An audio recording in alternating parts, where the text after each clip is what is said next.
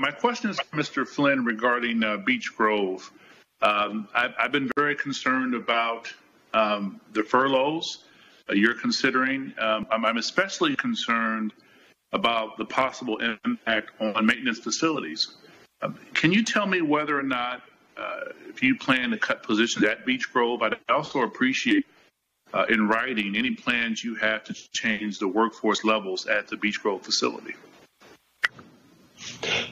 Thank you, Congressman Carson.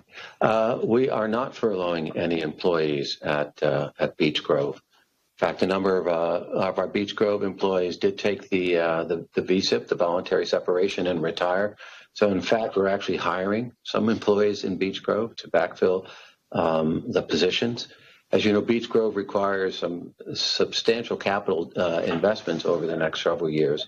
But as we develop future plans about Beech Grove or plans that would impact Beech Grove, we would be very happy to advise your office of what those plans would be. Thank you. That'd be a big help. Thank you very much. Mr. Miller, I appreciate listening to your testimony about the damage being done to passenger rail service in the Midwest by reducing the daily service on long-distance routes. Indianapolis was previously served and benefited from this. To Mr. Miller and others, can you elaborate on what happens to Midwestern cities when daily services are cut? Do you think Congress should mandate daily services? I apologize, Congressman. Was that question for me, sir?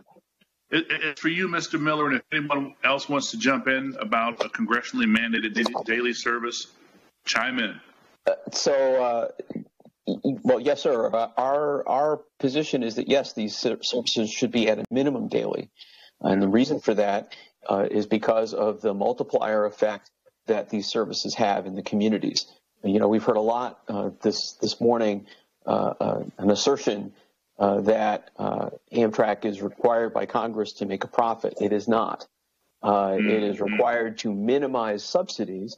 And when we have the conversation about profit, that ignores the benefits that the communities receive. And we talked about that. And the Midwest is a perfect example of that. When we looked at the effect of the long-distance routes, 12 of the 15 long-distance routes that would be affected by these cuts, those routes together contribute about $4.8 billion to the economy. That's the profit. The profit is going to those communities that are served. And whether you're looking at places like St. Louis or Indianapolis or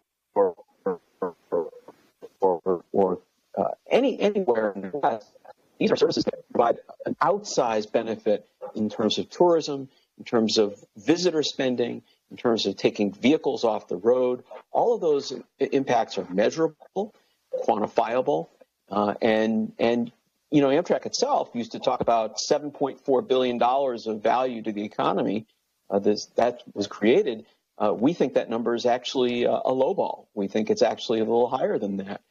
When you cut the daily service down to 3 times a week, you don't just cut 4 days worth of ridership. The ridership declines more than that because of the diminished utility and because of the diminished connections. Chicago is an enormous connection point, as you know, and that is going to be a particularly difficult situation for the Midwest because a lot of those connections, because they're difficult to make, those trips simply won't take place. $39 million of revenue, of connecting revenue, flows through Chicago alone. And a lot of these trips are going to originate in Chicago and flow through the Midwest, and those trips will not take place because the network does not have the utility required to make those trips worthwhile.